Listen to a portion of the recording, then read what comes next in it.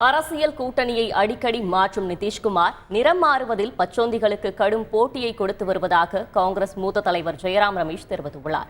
இதுகுறித்து எக்ஸ் தளத்தில் அவர் வெளியிட்டுள்ள பதிவில் துரோகத்தை பீகார் மக்கள் மன்னிக்க மாட்டார்கள் என்று குறிப்பிட்டார்.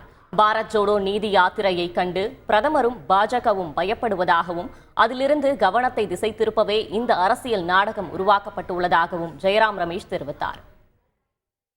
பாஜகவும் நிதிஷ்குமாரும் குதிரை பேரத்தில் ஈடுபட்டுள்ளதாக தமிழக அமைச்சர் மனு தங்கராஜ் தெரிவித்துள்ளார்.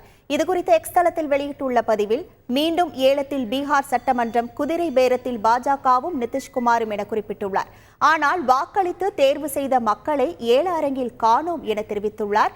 பீகாரில் நடக்கும் அரசியல் கூத்தை காணும்போது கருத்தியல் ரீதியாக அங்கு மக்கள் அரசியல் படுத்தப்படவில்லை என்ற உண்மை தெளிவாக தெரிய வந்துள்ளதாக குறிப்பிட்டுள்ளார். தமிழ்நாட்டில் மக்கள் விருப்பத்திற்கு எதிராக அரசியல் நிகழ்வுகள் நடைபெறாமல் இருப்பதற்கு முக்கிய காரணம் திராவிட இயக்கங்கள் கருத்தியல் சார்ந்த அரசியலை தமிழ்நாட்டின் பட்டி தொட்டி எல்லாம் கொண்டு சென்றுள்ளன என அமைச்சர் மனு தங்கராஜ் தெரிவித்துள்ளார். செய்திகளை உடனுக்குடன் தெரிந்து கொள்ள உடனே சப்ஸ்கிரைப் பண்ணுங்க.